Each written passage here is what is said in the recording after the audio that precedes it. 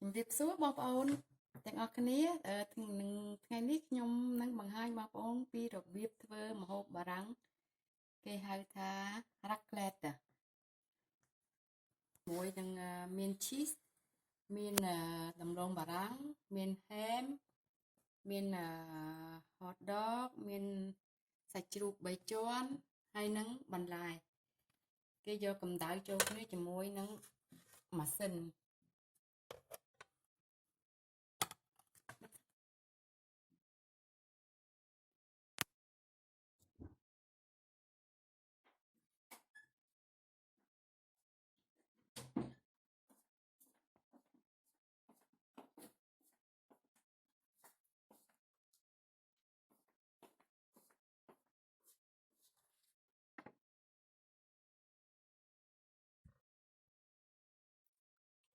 ឥឡូវយើងចាប់ដើមកម្ដៅឆ្នាំងយើងដាក់ឈីសវាឲ្យក្ដៅនៅខាងក្រោមអញ្ចឹងមកដើម្បីឲ្យឈីសវារលាយ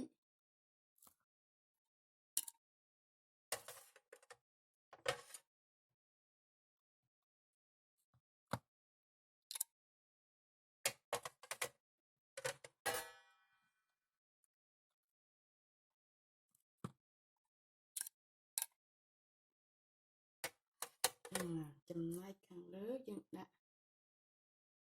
សាច់ជ្រូកម្ដងយើងដាក់ម្ដងពីរតោះមកយើងដាក់សាច់3ជាន់ហើយវាស្ដាងចឹងមកហើយយើងដាក់បន្លែ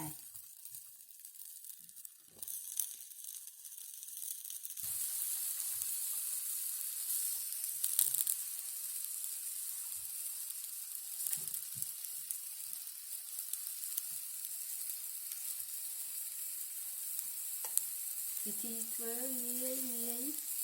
ប៉ុន្តែនៅស្រុកខ្មែរប្រហែលជាពិបាករកគ្រឿងបន្តិចដល់ឈីសនៅស្រុកខ្មែរប្រហែលជាថ្លៃ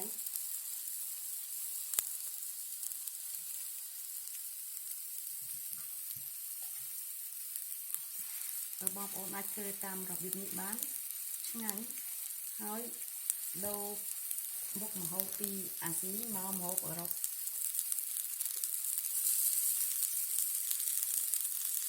ប៉ុន្តែនេះមិនមែនជាគោឡើងភ្នំទេគឺចាប់ដើមរលាយតិចៗហើយបន្ទាប់មកយើងដាក់ដំឡូងចូលចានចឹងមកដំឡូងនេះយើងយកវាទៅស្ងោរឆ្អិនអញ្ចឹងណាបងប្អូនស្ងោរវាឆ្អិនហើយយើងដាក់ប៊ឺបន្តិចមកដាក់អំបិលបន្តិចមក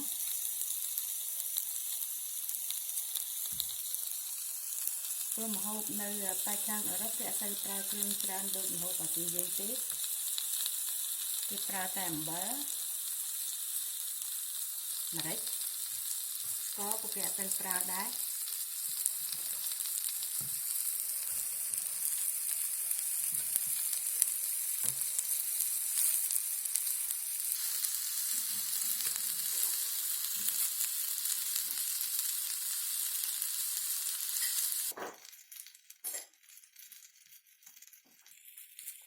យើងអាចញ៉ាំជាមួយនឹងសាឡាត់ព្រោះនៅស្រុកគេចូលចិត្តញ៉ាំ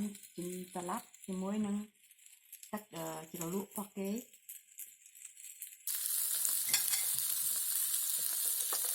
នេះឈីសវាចាប់ដើមរលាយចឹងមកហើយយើងចាក់ចូលនៅ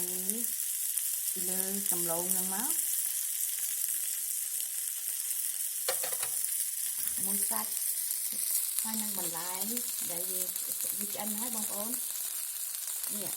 ដែលខ្ញុំដាក់អាំងនេះយើងញ៉ាំជាមួយហូបដកក៏បានជាមួយនឹងសាច់ជ្រូក3ជាន់ក៏បានជាមួយនឹងហែមក៏បានឆ្អិនហើយ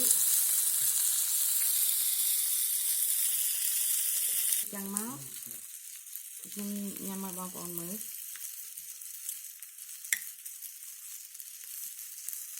ពីចាប់ណាចូលមកអេ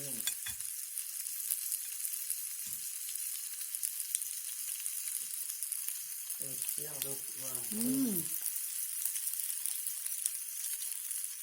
ั้นนะมองอ่อนกะจะยำก็เนี่ยนักลงตำกุซ่า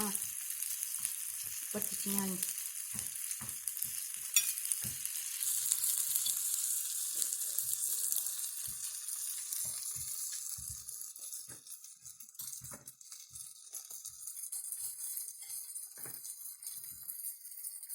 เนี่ยเนี่ยasik lah bà con mình chồng ngò đấy trong xua ai chồng mình này thằng con bán trong xua khi đặc biệt thơm hộp ở đó mà hộp bà đáng nhưng mình lao ấy nơi thì nó đẹp hơn sạch